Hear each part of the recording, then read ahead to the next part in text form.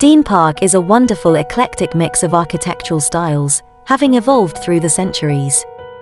Before the Norman conquest and for 150 years afterwards, the manor of Deane belonged to the Abbey of Westminster and was used occasionally by the abbot. In about 1215 it was let for the first time to Sir Ivo de Deane for the annual rent of £18 and an obligation to provide hospitality once a year for the abbot and his household, an agreement which continued unaltered for 750 years. Various families, including the Colletts and the Littants, leased the property until it was acquired in 1514 by Sir Robert Brudenell, 1461 to 1531, later Chief Justice of the Court of Common Pleas. It has descended through the male line to the Brudenells of today, who continued to pay the rent of £18 until 1970, when the property was enfranchised from the church commissioners for 11 years' worth of rent, £198. The house was built over 6 centuries and grew from a substantial quadrangular plan medieval manor into a Tudor and Georgian mansion, whose main front now faces south across the park and lake.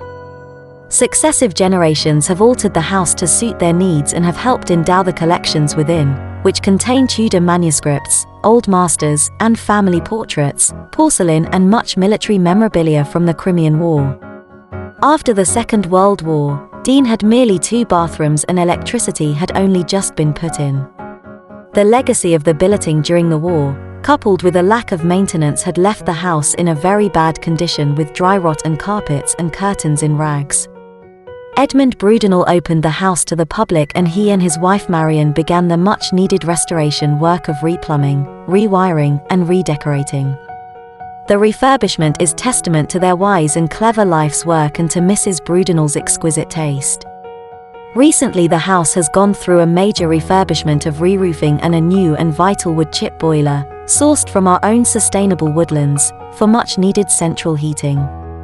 The collections within are on a major program of restoration and maintenance.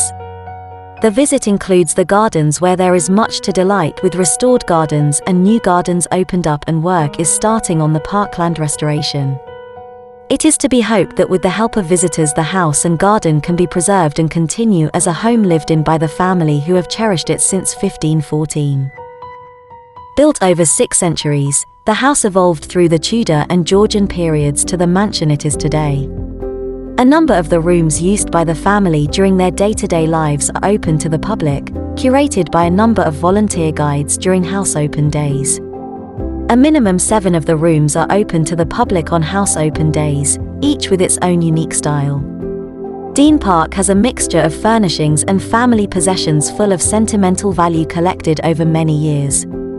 The unique blend provides the visitor with an impressive yet intimate ambience, a family home spanning the lifetime of many generations. Accessed via the impressive wooden gates of the north facade, the inner courtyard is the core of the house, which appears to have been an integral part of the plan since the building's earliest foundations. The form of the medieval house is not clear, but the east range probably embodies the earliest architectural remains. The Tudor bay window rising through 2 stories appears to have always had one section blocked and always to have lit rooms on 2 floors. In 1572 Sir Edmund Brudenell wrote in his diary, "Laid the foundations of my hall at Deane, enlarging the great hall to its present size and appearance."